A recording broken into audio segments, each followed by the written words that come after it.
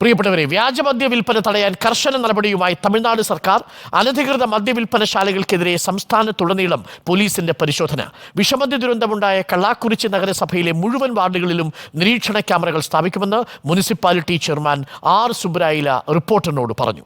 അതേസമയം കള്ളാക്കുറിച്ചിയിൽ വിഷമദ്യം കഴിച്ചതിനെ തുടർന്ന് ആശുപത്രികളിൽ കഴിയുന്ന 30 പേരുടെ ആരോഗ്യനില ഗുരുതരമായി തുടരുന്നുവെന്നാണ് റിപ്പോർട്ട് എക്സ്ക്ലൂസീവ്. മരണസംഖ്യ 55.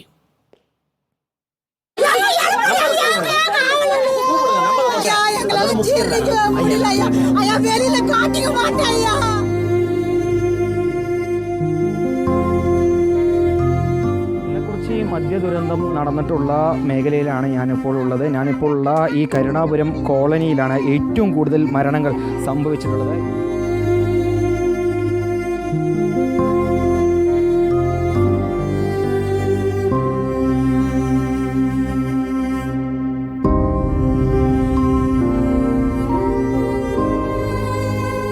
കല്ലാക്കുറിച്ചിയിലെ വ്യാജമദ്യ വിൽപ്പനയെക്കുറിച്ച് പരാതി നൽകിയിട്ടും അധികൃതർ തിരിഞ്ഞു നോക്കിയില്ലെന്നായിരുന്നു നാട്ടുകാരുടെ ആക്ഷേപം. വ്യാജമദ്യം വിൽപ്പന നടത്തുന്നത് തടയാൻ കരുണാപുരം കോളനിയിൽ സ്ഥാപിച്ച ക്യാമറകൾ മദ്യമാഫികൾ ചേർന്ന് നശിപ്പിച്ചെന്നും നാട്ടുകാർ ഇന്നലെ റിപ്പോർട്ടറിനോട് പ്രതികരിച്ചിരുന്നു.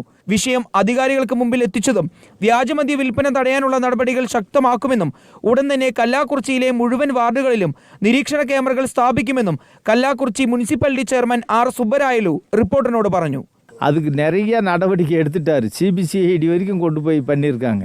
வருங்காலத்தில் இருக்காது, முதலமைச்சர் பார்த்துக்குவார். 21 வார்டுக்கும் சிசிடிவி வைக்கணும் அப்படின்னு நான் முயற்சி பண்ணுறேன். என்என்டி அப்படின்ற ஒரு ஸ்கீம் இருக்குது, நமக்கு நாம திட்டம்.